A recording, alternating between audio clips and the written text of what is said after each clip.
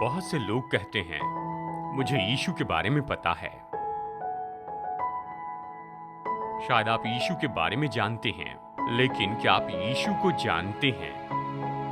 क्या आप उसे व्यक्तिगत रूप में जानते हैं? यीशु का अध्ययन जैसे नए नियम के वचनों में हम पर प्रकट किया गया है, ये दिखाता है कि वो केवल एक मनुष्य से बहुत बढ़कर है, एक शहीद से बढ़कर, एक क्रांतिकारी से बढ़कर, एक चलन से बढ़कर और सुपर स्टार से भी बढ़कर। तो यीशु कौन है?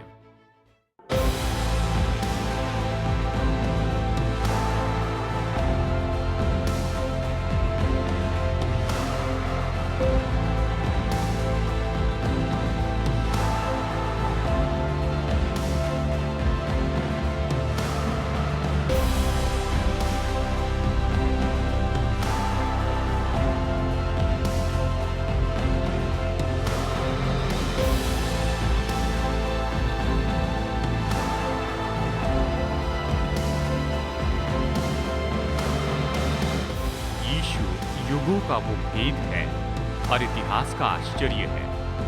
वो व्यक्तिगत है और उसे जान सकते हैं और वो आपको और ज्यादा जानने की कामना करते हैं। खोज निकाले कि आपका जीवन कैसे उमड़ते जाएगा। जैसे आप जिस यीशु को नहीं जानते हैं, वो आपके प्रभु और उद्धारक होंगे जिनसे आप हमेशा प्रेम रखेंगे।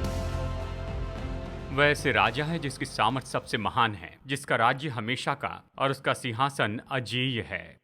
वो बयान से बाहर राजा हैं, क्योंकि वो अनंत काल के लिए राज्य करते हैं, जिनके दिन की शुरुआत नहीं और ना ही जीवन का अंत है। वो राजा के जैसे जन्मे और राजा के जैसे मरे। वही पूरी नम्रता है और बाइबल इस तरह कहती है कि वो पृथ्वी के राजाओं के ऊपर अधिकारी हैं। वो हमारे मसीहा हैं, वो हमारे मध्यस्थ हैं, करुणामय दास, नम्र शिक्षक, निस्वार्थ उद्धारक हैं। लेकिन कभी मत भूलिए कि इन सारे संबंधों के शीर्षकों के साथ ही वो राजा हैं। उसके महान राज्य के बिना हमारा जीवन तो पूरी गड़बड़ी में डूब जाएगा। उसके राज्य को याद करते हुए हमारी भावनाओं को कोई और स्थिर नहीं कर सकता है। वो आज्ञा देते हैं और नियंत्रण करते हैं और कुछ भी उसकी महान सामर्थ से बाहर नहीं है। और इसलिए बहुत से लोगों के लिए वो तो उनके प्राण के लंगर हैं। वो राजाओं के राजा और प्रभुओं के प्रभु हैं और वो पृथ्वी में सबसे महान हैं।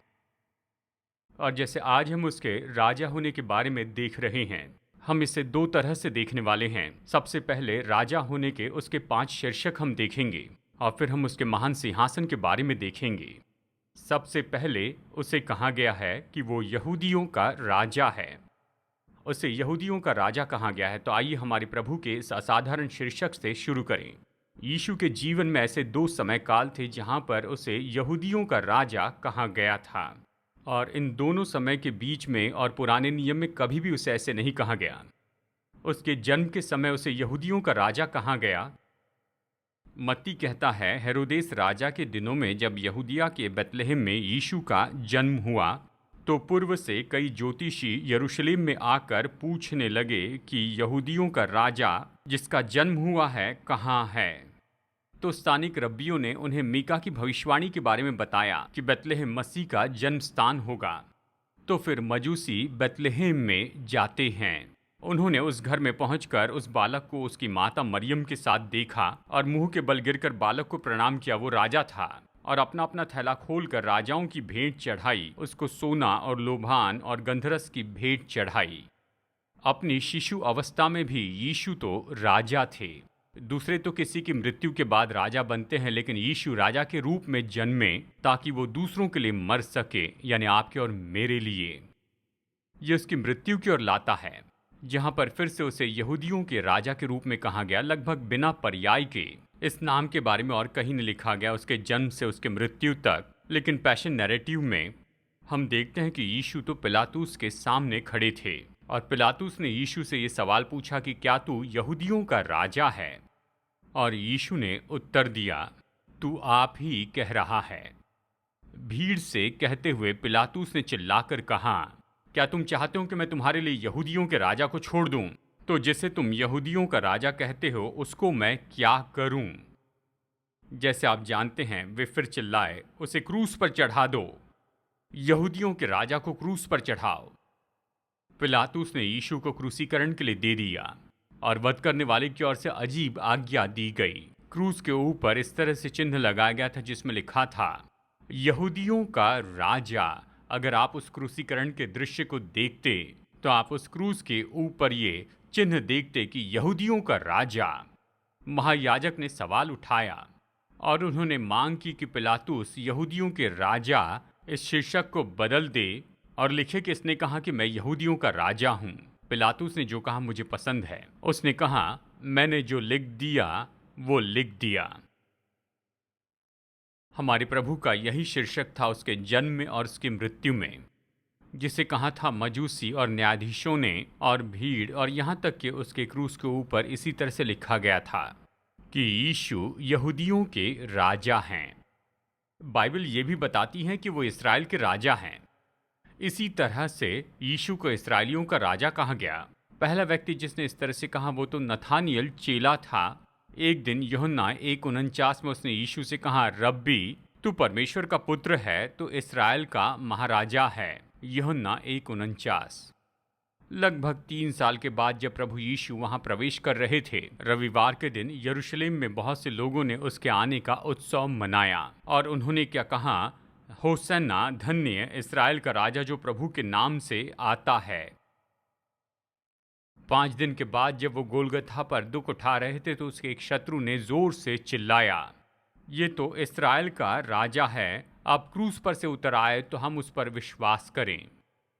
इस्राएल के राजा के रूप में यीशु तो सच में परिपूर्णता थे उस वाचा के जो परमेश्वर ने दाऊद के साथ में की थी।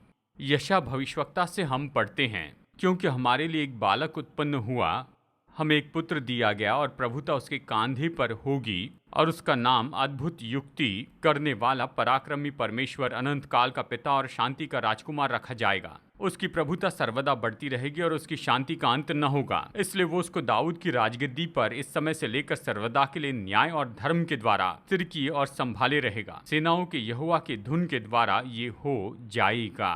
यीशु मसीह तो निश्चय आधिकारिक रूप में इस्राएल के राजा के रूप में आए थे, क्योंकि वो तो दाऊद के परिवार से आए थे बाइबल के अनुसार, ताकि उस समय वो दाऊद के सिंहासन पर विराजमान हो जाएं। वो यहूदियों के राजा हैं, वो इस्राएल के राजा हैं और बाइबल ये भी कहती है कि वो राजाओं के राजा हैं। ये हमारे प्रभु के राजा होने का बड़ा शीर्षक है। हम सीखते हैं प्रकाशित वाक्य 19 में कि जब वो दूसरी बार आएंगे तो उस समय ऐसा होगा। फिर मैंने स्वर्ग को खुला हुआ देखा और देखता हूँ कि एक श्वेत घोड़ा है और उस पर एक सवार है जो विश्वास योग्य और सत्य कहलाता है। वो धर्म के साथ न्याय और युद्ध करता है। उसकी आंखें आग की ज्वाला हैं और उसके सिर पर बहुत से राजमुकुट हैं। उस पर एक नाम लिखा है जिसे उसको छोड़ और कोई नहीं जानता। वो लहू छिड़का हुआ वस्त्र पहने हैं और उसका नाम परमेश्वर का वचन है। स्वर्ग की सेना श्वेत घोड़ों पर सवार और श्वेत और शुद्ध मलमल पहने हुए उसके पीछे पीछे हैं। जाति जाति को मारने के लिए उसके मुंह से एक चोखी तलवार निकलती है। इस तरह वचन कहता है, वो लोहे के राजदंड लिए हुए उन पर राज्य करेगा और सर्वशक्तिमान परमेश्वर के भयानक प्रकोप की जलजलाहट की मदिरा के कुंड में दाख रौंदेगा। उसके वस्त्र और जांग पर यह नाम लिखा है, राजाओं का राजा और प्रभुओं का प्रभु। मैं बता नहीं सकता, जब मैं इसे पढ़ता हूँ तो मेरे मन में क्या आता है। आप जानते हैं, जब आप प्रोफेशनल बास्केटबॉल गेम देखते हैं या कॉलेज गेम देखते हैं तो वो वार्म अप करते हैं और अक्सर वार्म अप किए हुए उन पैरों के बाहर लिखे हुए शब्द होते हैं। मैं ये नहीं कह रहा कि यीशु मसीह आने के लिए वार्म अप कर रहे हैं, पर मैं ये कह रहा हूँ कि उसके वस्त्र पर या कहिए वस्त्र के एक बाजू में ये नाम लिखा है, राजाओं का राजा और प्रभुओं का प्रभु। जब आप उसे देखेंगे तो आप जानेंगे, आप पहचान पाएंगे, क्योंकि वचन कहता है कि ये उसके वस्त्र पर लिखा होगा। मैं जानता हूँ परेशान संसार में रहते हैं और अगर आसपास देखें तो ज़्यादा आशा दिखाई नहीं देती है। आज के ज़माने के चाहे कितने भी विख्यात अगुवे क्यों ना हो, वो कभी ये महान अधिकार प्राप्त नहीं कर पाएंगे। यहाँ तक कि आने वाला ख्रिस्त विरोधी भी, वो सब असफल हो जाएंगे, वो सब चूक जाएंगे, क्योंकि केवल यीशु ही राजाओं के राजा और प्रभुओं के प्रभु हैं। आपके बारे में पता नहीं, जब ये सोचता हूँ तो मैं चैन से सोता हूँ। मैं कोशिश करता हूं कि सोने के पहले खबरें न देखूं। और मुझे ये भी पता नहीं कि दिन के समय खबरें देखने के लिए कौन सा सही समय है। मुझे पूरी खबर देखना पसंद नहीं, लेकिन थोड़ी बहुत रिपोर्ट में देखता हूं। पर मैं ये जानता हूं कि चाहे कुछ भी क्यों न हो जाए, मैं खुश हूं वो मेरे उद्धारक हैं, मैं खुश हूं वो मेरे चरवाहा हैं, मैं खुश हूं वो मेरे मित्र हैं। पर मैं ये जानता हूं कि वो महान कमांडर हैं और उससे भी बड़े हैं, और वो तो राजाओं के राजा और प्रभुओं के प्रभु हैं। वो यहूदियों के राजा हैं, वो इस्राएल के राजा हैं, वो राजाओं के राजा हैं, और बाइबल कहती है कि वो राजा हैं। जब वो वापस आएंगे तो यीशु को पूरी पृथ्वी पर महाराजा के रूप में जाना जाएगा। प्रकाशित वाक्य 19 तो नए नियम में उसके दूसरे आगमन के बारे में बहुत सुंदर रूप में बताता है। पर एक और वचन है जिसके बारे में शायद आप ज्यादा नहीं जानते, लेकिन इसे लिख लीजिए और पढ़िए, जकरिया 14। ये तो पुराने नियम का प्रकाशित वाक्य 19 से संबंधित ऐसा वचन है। ये कहता है, क्योंकि मैं सब जातियों को यरूशलेम से लड़ने के लिए इकट्ठा करूंगा, तब यहोवा निकलकर उन जातियों से ऐसा लड़ेगा जैसे वो संग्राम के दिन में लड़ा था। उस दिन वो जैतून के पर्वत पर पांव रखेगा जो पूर्व की ओर यरूशलेम के सामने है, और जैतून का पर्वत पूर्व से पश्चिम तक बीचों बीच फट जाएगा।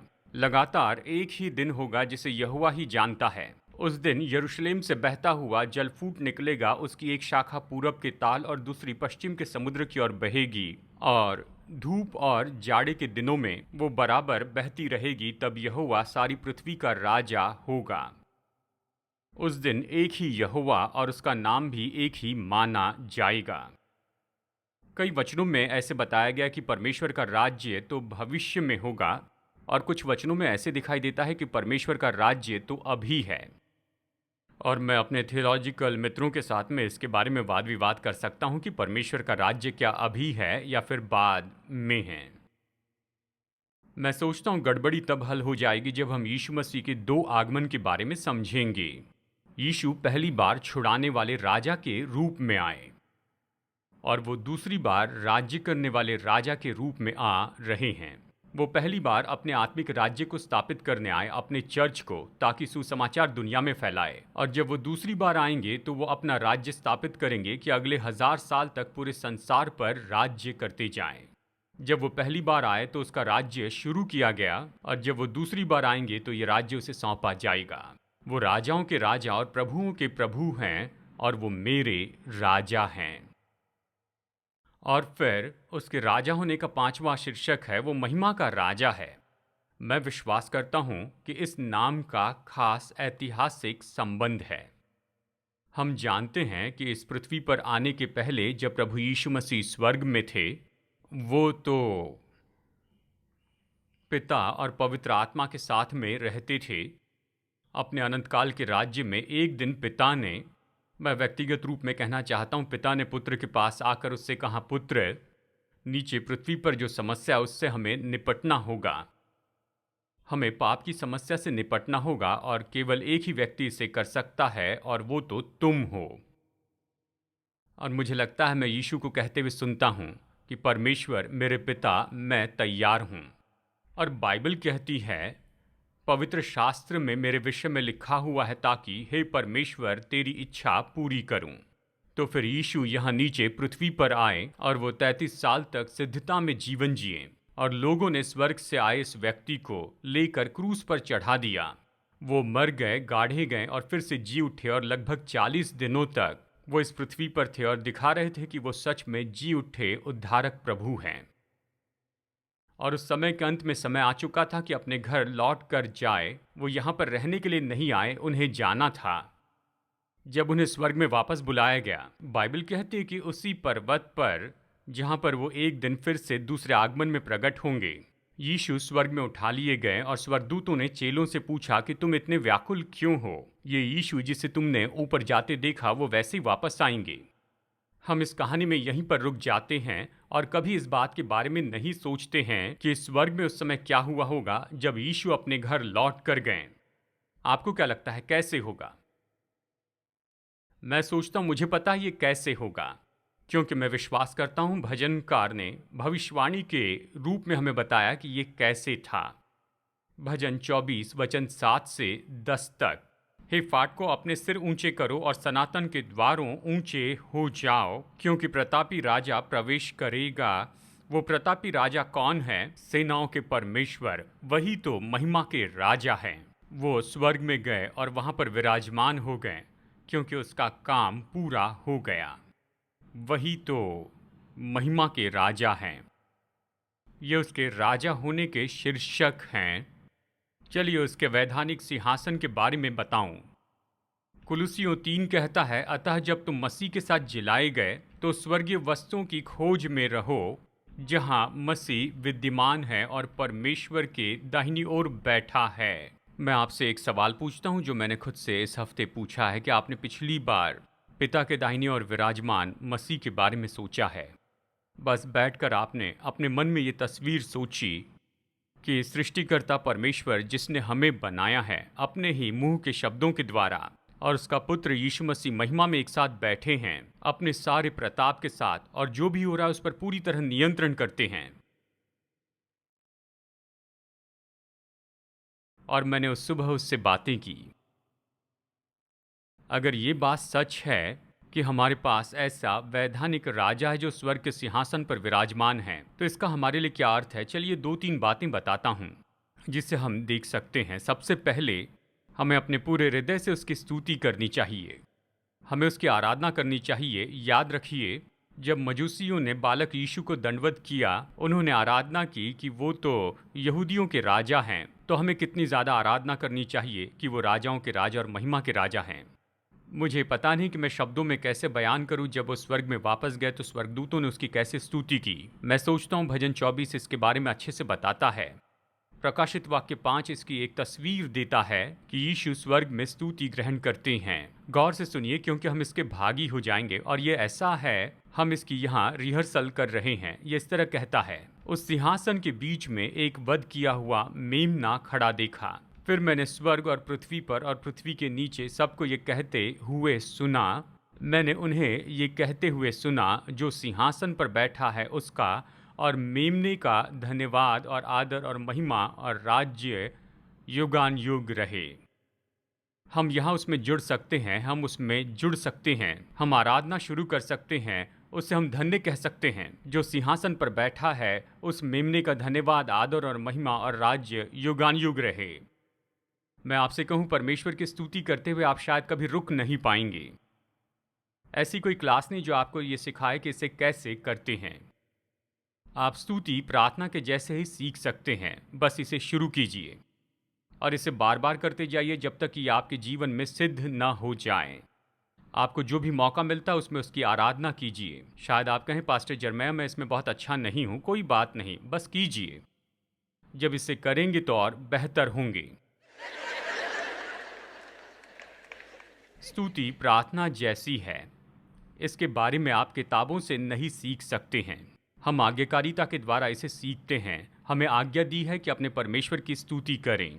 संयुक्त स्तुति की आवाज़ से बढ़कर इस दुनिया में और कोई आवाज़ नहीं है। जब परमेश्वर के सभी लोग परमेश्वर के भवन में आते हैं, जिस परमेश्वर से प्रेम करते हैं और उसकी आराधना करते हैं, उसकी स्तुति के लिए आवाज़ उठाते हैं। जब भी आपको अवसर मिलता है तो बस याद रखिए वो हमारी स्तुति के योग्य हैं।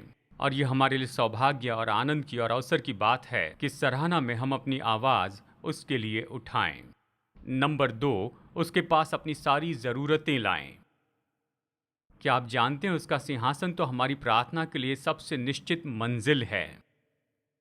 दूसरा राजा अध्याय 19 में हम देखते हैं, यहाँ सीरिया की सेना की कहानी है जिसने यरूशलेम शहर को घेर रखा था, और राजा हिजकिय्याह के पास कोई आशा नहीं थी कि वो अपने सिंहासन और अपने लोगों को बचा सके।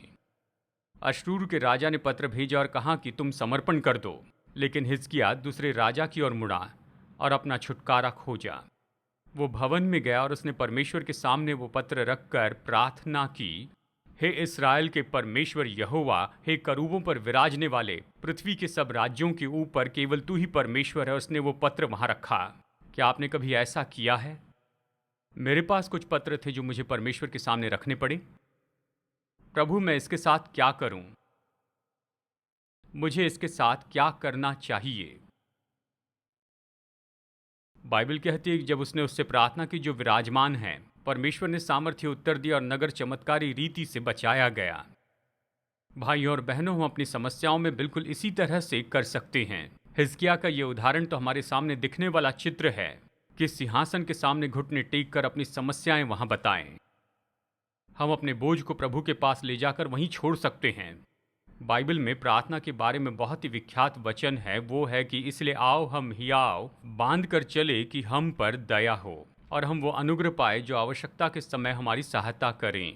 जब आप प्रार्थना करने आते हैं तो निश्चित कीजिए कि अपनी प्रार्थना के पहले आप स्तुति और आराधना कीजिए। कहीं ऐसा न हो कि केवल आप अपनी समस्याओं के बारे में सोचिए और बोले और परमेश्वर कौन है उस दृष्टिकोण से उसे न देखें। लेकिन जब प्रभु की आराधना करते, स्तुति करते हैं, जैसे प्रभु ने सिखाया वैसे करते हैं, हे हमारे पिता तू जो स्वर्ग में है, तेरा नाम पवित्र माना जाए। जब आप अपनी प्रार्थना के शुरू में परमेश्वर के नाम को ऊंचा उठाते हैं, आप उसे उसकी सारी महिमा, बुद्धि और सामर्थ्य में देखते हैं। शायद आप नहीं जानते हो, लेकिन आप उससे प्रार्थना कर रहे हैं जो सिंहासन पर विराजमान है, जो सबसे महान है। और जब आप ऐसा करते हैं तो आपकी समस्या इस तरह हो जाती है, वो बहुत छोटी दिखाई देती है महान परमेश्वर की ज्योति में। आपको कई बार ऐसे लगता है कि मुझे क्षमा मांगनी चाहिए कि मैंने उसे परेशान किया, लेकिन फिर भी हमारी समस्याएं हमारे लिए इतनी महत्वपूर्ण हैं। हमें वैसे ही करना है जैसे इस राजा ने किया। हमें अपनी समस्याओं को लेकर परमेश्वर की उपस्थिति में रखना है और कहना है, प्रभु इनके साथ मैं क्या करूं। मुझे याद है मैं इसे पढ़ रहा था, मेरे अच्छे मित्र चार्ल्स स्पर्जन का लिखा हुआ। उन्होंने कहा, हम बिना लड़खड़ाए पूरे भरोसे के साथ उसके पास आ सकते हैं, क्योंकि वह ऐसा सिंहासन है जो कुछ पाने के लिए नहीं, लेकिन वो तो उपहार देने वाला सिंहासन है। जो कंगाल है वो अपनी गरीबी के साथ वहां पर आए, जिन लोगों के पास कोई क्षमता नहीं है वो वैसे ही दशा में उसके पास आए। ये तो ऐसे प्रताप का सिंहासन नहीं है जो प्रजा के टैक्स के द्वारा चलाया जाता है, लेकिन ये तो ऐसा सिंहासन है जहां से भली और उत्तम चीजें सोतों के रूप में बहती चली जाती हैं। आराधना के लिए सिंहासन के पास आए, लेकिन याद रखें ये सिंहासन केवल आराधना पाने के लिए नहीं, पर ये तो वरदान देने वाला है। और बाइबल कहती है कि हर एक उत्तम और भला वरदान तो ऊपर से आता है, हमारे स्वर्गीय पिता की ओर से आता है। महिमा का राजा अनुग्रह के सिंहासन पर विराजमान है और वो अपने हर एक संतान की हर विनती ध्यान से सुनते हैं। आपकी पहुंच सुनने वाले राजा के पास है तो आप प्रार्थना करने वाला दिल निश्चय उभारते जाएं। नंबर 3, पूरे हृदय से स्तुति करें, अपनी जरूरतें उसके पास लाए, सारी परिस्थिति में उस पर भरोसा रखें। आप रोमियो 8:28 को जानते हैं। ये तो अद्भुत प्रतिज्ञा है जिसे हम तकिया की प्रतिज्ञा कहते हैं, क्योंकि इसके द्वारा आप चैन से सो सकते हैं। जो लोग परमेश्वर से प्रेम रखते हैं उनके लिए सब बातें मिलकर भलाई ही उत्पन्न करती है, अर्थात उन्हीं के लिए जो इसकी इच्छा के अनुसार बुलाए हुए हैं। क्या आप जानते हैं एक कारण है जिसके लिए प्रभु हमारे बोझों को आशीष में बदल देते हैं? क्योंकि यीशु मसीह हमारे लिए प्रार्थना कर रहे हैं। हम इस सीरीज में से सीख चुके हैं। यह हम में से कुछ लोगों के लिए बड़ा प्रकाशन है। मसीह है जो मर गया, रोमियो 8:34 कहता है, और इसके साथ ही ये मसीह है जो मुर्दों में से जी भी उठा और वो परमेश्वर के दाहिनी ओर है। और वहां पर क्या कर रहे हैं? वो हमारे लिए निवेदन करते हैं। तब नहीं जब हम स्वर्ग में जाएंगे। भाइयों और बहनों, हम ये जानते हैं कि उसने हमारे लिए जो भी किया उसका छोटे से छोटा भाग। कई बार ऐसे लगता है कि सब कुछ इस तरफ जा रहा है, लेकिन अचानक ऐसा कुछ अजीब सा हो जाता है और सब कुछ बदल जाता है। तो हम क्या कहते हैं? ये तो बहुत ही अद्भुत था, ऐसा लगता है ये संयोग था। मेरी जिंदगी में मैंने यही सीखा है, जितनी चीजों के लिए मैं प्रार्थना करूं उतना ज्यादा ऐसे संयोग होते हैं। यीशु अपने सिंहासन पर है, इसलिए आप आगे बढ़ सकते हैं और सहते हुए प्रार्थना कर सकते हैं। पास्टर के रूप में एक बात मैंने सीखी, वो आपको बताता हूं। हमने जो प्रार्थनाएं नहीं की हैं उनके लिए यीशु 100% उनका उत्तर नहीं देते हैं। हमने जो प्रार्थनाएं नहीं की है उसको 100% उत्तर नहीं देते हैं। बाइबल कहती है हमारे पास नहीं क्योंकि हमने मांगा नहीं। हम किससे प्रार्थना कर रहे हैं? चर्च के किसी प्रीस्ट से तो नहीं, ना ही पास्टर, ना ही पुलपिट से। हम सर्वशक्तिमान परमेश्वर से प्रार्थना कर रहे हैं जो राजाओं के राजा और प्रभुओं के प्रभु हैं, जो पिता के दाहिने बैठे हैं, जो अभी हमारे लिए मध्यस्थी कर रहे हैं। और वचन कहता है, तो आओ हम हियाव बांध कर, मतलब पूरी तरह से सब कुछ आज़ादी से जाकर उसे बता दें। आओ हम हियाव से अनुग्रह के सिंहासन के पास आए। और फिर है नंबर 4, अपने सारे दिनों में उसकी सराहना करें। क्या आप जानते हैं नए यरूशलेम के बिल्कुल बीच में ऐसा कुछ होगा जिसे हम देख सकें। प्रकाशित वाक्य 22:1 कहता है, फिर उसने मुझे बिल्लौर की सी झलकती हुई जीवन के जल की नदी दिखाई जो परमेश्वर और मेमने के सिंहासन से निकल कर बहती है। स्वर्ग में मुख्य बात क्या होगी जब वहां पर आप जाएंगे? तो ऐसा होगा, सबके मध्य में परमेश्वर का सिंहासन होगा। उस महिमामय शहर के केंद्र के बारे में सोचिए। परमेश्वर का सिंहासन होगा और बिल्लौर किसी नदी के ऊपर के उस सिंहासन पर यीशु होंगे। वो नदी पूरे नगर में बहेगी और इसी बात से हमारा दिल सराहना करने पाए। कोई आश्चर्य नहीं, इस अध्याय का अंत होता है कि प्रभु यीशु मसीह आ। बहुत से राजाओं ने अपनी प्रजा के जीवन को बेहतर बनाया है, लेकिन यीशु ही आपको अनंत जीवन दे सकते हैं जो आपको स्वर्ग में ले जाएगा। उसे छोड़कर सारे राजा तो अधूरे हैं। बहुत से राजाओं ने बड़े युद्ध किए और बलवे किए गए और विरोधियों को मारा, सारा खजाना उड़ा दिया और मूर्खों के जैसे काम किया। तो दूसरों ने बहुत ही साहस दिखाया और बहुत ही अद्भुत रीति से अगुवाई की, जैसे कि अब्राहम लिंकन की मृत्यु के बाद secretary of war admin Stanton ने उनकी मृत्युशैया को देखा और कहा कि अब ये तो केवल इस युग के हैं। लेकिन एक ही राजा के बारे में मैंने सुना कि वो अनंत काल के हैं। यीशु तो युग के नहीं है, लेकिन वो अनंत काल के हैं। वो समय से परे राज्य करते हैं। उसका राज्य कभी खत्म नहीं होता। वो तारों पर और यहाँ तक कि हमारे दिलों पर राज्य करते हैं। वही तो राजाओं के राजा और वही तो प्रभुओं के प्रभु हैं।